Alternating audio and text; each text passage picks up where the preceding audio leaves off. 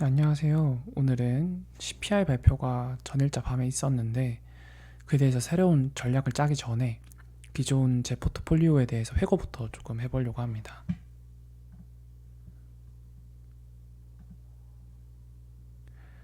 일단 제가 CPI까지 세웠던 전략이나 현황에 대해서 조금 설명을 할게요. 먼저 CPI 발표 이후에 제 이제 미국 시장이 급등을 했죠. 예상치보다 CPI가 하회가 나오면서 나스닥은 2% 이상 상승을 했고 이외 지수들도 1.5% 수준으로 급등을 했어요. 채권 금리도 안정화가 됐고 환율도 1,455원까지 안정화가 되었습니다. 현재까지 제가 가지고 있던 전략은 국내 주식을 60%가량 보유하고 있으면서 금리 리스크를 고려해서 나스닥 숏을 30% 정도 해지를 했어요. 그러니까 전체 해지율은 50% 정도가 되고요. 이때 비교했던 전략은 시장 리스크가 높아짐에 따라 주식을 추가로 매도해야 하냐 아니면 해지를 하냐의 선택이었어요. 별개로 미국채를 한 5에서 6% 정도 보유하고 있었고요. 내가 선택한 전략, 그러니까 두 가지 중에 하나를 선택했는데 그 전략에 대한 평가를 우선 하면 일단 지난주 금요일에 나스닥 100을 숏을 했고 그때부터 오늘까지의 이제 성과를 한번 볼게요. 그러니까 지난주 금요일에는 이제 제가 일전에 말씀드렸는데 저는 이렇게 성과를 지표로 만든 다음에 차트로 보면서 이제 시각적으로 조금 팔로우업을 하는데 지난주 금요일에 지수는 1058이었고 오늘 제 지수는 1087로 2.7% 정도 수익을 봤어요. 그러니까 해지하는 기간 대비 수익률을 고려했을 때 국내 주식 비중을 더 줄이면서 리스크를 줄이는 것보다 해지를 하면서 국내 비중을 유지하는 전략이 적합했음을 확인할 수 있어요. 근데 여기서 제가 선택하지 않은 전략, 그러니까 의사결정 중에 하나로 고려하지 않은 전략에 대해서도 조금 평가를 해볼게요. 해지를 하지 않은 전략은 해당 시점의 변동성 확대 가능성이 충분히 높은 상황으로 이거는 고려하지 않아도 될 것 같아요. 무슨 말이냐면 제가 이제 돌아간다고 해서 지금 가장 좋은 선택은 해지를 안 하는 게 제일 좋은 선택이죠. 국내 주식만 풀로 롱을 하던가 미국 주식에 대해서 롱을 했으면 가장 좋은 선택일 수 있는데 이 가능성, 그러니까 변동성에 대한 가능성이 충분히 높은 상황이었기 때문에 이거를 고려하지 않고 이런 선택을 했다는 거를 후회할 필요는 없다는 의미입니다.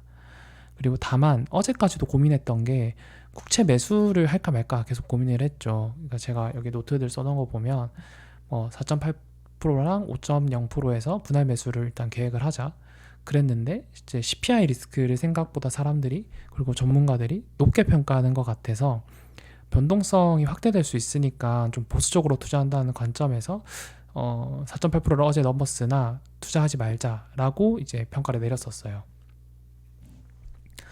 기존에 이제 금리가 4.8%에 도달하면 한 이제 10% 정도 추가 매수하려고 했었어요. 그러나 CPI로 변동성이 확대될 것으로 예상이 되어서 리스크를 고려하여 CPI까지 기다렸죠. 결론적으로 보면 국채를 추가 매수하는 것이 좋은 선택이었어요. 참고적으로 성과 지표에는 고려하고 있지 않은데 연금 계좌의 포지션들이 이제 저는 장기 관점에서 연금 계좌는 좀 운영하고 있는데 연말에 대부분 미국 장기채를 매수해 놓은 상태였어요. 연말에 이제 금리가 꽤 높은 수준으로 올라왔다고 생각이 들어서 연금 계좌에 투자한 것은 지금 투자 계좌에 있는 것, 그러니까 여기 위에서 얘기했던 5% 정도의 국채 비중에 한 2배 정도를 보유하고 있어요.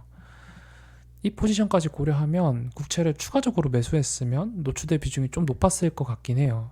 그래서 나쁘지 않은 선택이었다고 생각하긴 하는데 물론 이제 연금 포트폴리오는 목적상 이제 투자 계좌랑 별도로 관리해서 투자 전략도 조금 구분해서 짜는 게 맞는 것 같아서 이것까지 고려해서 괜찮다라고 하는 거는 좀 자기적인 해석일 수도 있을 것 같긴 해요. 일단은 요거는 참고적으로 말씀드렸고 이제 그거 외에도 다음과 같은 요소들을 고려하면 제가 국채 매수를 하지 않은 선택이 실수라고 판단하진 않습니다. 그러니까 CPI 변동성이 확대될 것이라고 한 것은 단방향이 아니라 양방향 모두 열려 있다는 것을 고려한 거죠. 그러니까 CPI 하회로 주가가 상승할 가능성도 그리고 떨어질 가능성도 상해로 떨어질 가능성도 50대 50 수준으로 고려하고 있었다는 것이 중요하다고 생각을 해요. 고려하지 못했으면 실수라고 생각을 합니다. 다만 어느 방향이든 현재 내가 가진 정보로는 예측하기 어려웠다고 판단을 해요.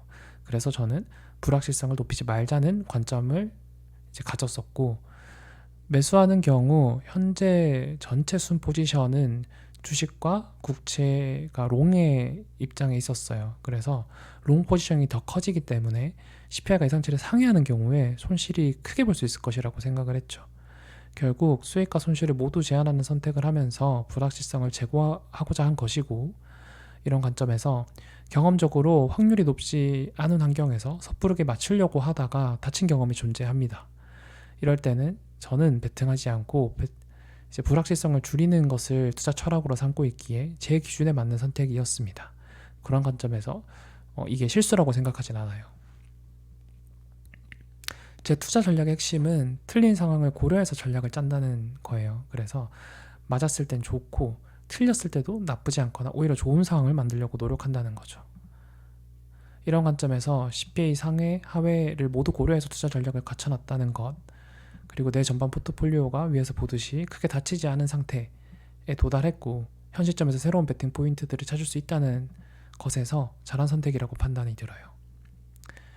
다만 그래도 피드백할 점들을 조금 찾아서 얘기해 보면, 첫 번째로는 손익비에 대한 얘기인데, 세운 전략이 원칙 내에 존재한다는 점에서 실수는 아니지만 지금 절대적인 금리 수준이 높고 리스크의 크기를 고려했을 때 손익비를 좀 더 꼼꼼하게 따져봤으면 국채 매수를 선택하는 게 합리적인 선택이라고 결론 내렸을 수도 있을 것 같아요. 많은 가정들이 붙긴 하는데, 손익비를 고려해도 예산 변동 자체가 크다면 사실 베팅하지 않는 선택을 했을 수도 있어요. 그렇지만 적어도 손익비를 계산해 보려는 노력까지는 해보는 것이 더 좋았을 것 같다는 거죠. 그러니까 이런 노력을 안 하고 그냥 위험해서 피할래 라고 하는 게 조금 고민을 덜 한 거일 수도 있다는 의미입니다. 두 번째로는 매크로를 더 유연하게 해야 되겠다는 것에 대한 얘기인데, 금리를 우려하고 있던 시장이 CPI가 발표되고 그리고 연준 인사들의 발언들이 추가적으로 나오면서 정반대로 움직이고 있죠. 그래서 이게 시장이 되게 빠르고 급속하게 움직이기 때문에 매크로를 더욱 유연하게 대처해야 되는 모습이 확인된다고 볼 수 있어요. 그러니까 고집을 부리다가는 쉽게 다치기 쉬운 시장 환경이라는 거죠. 요거 관련해서 제가 조금 작성해 놓은 노트가 있는데 이걸 잠깐 보면,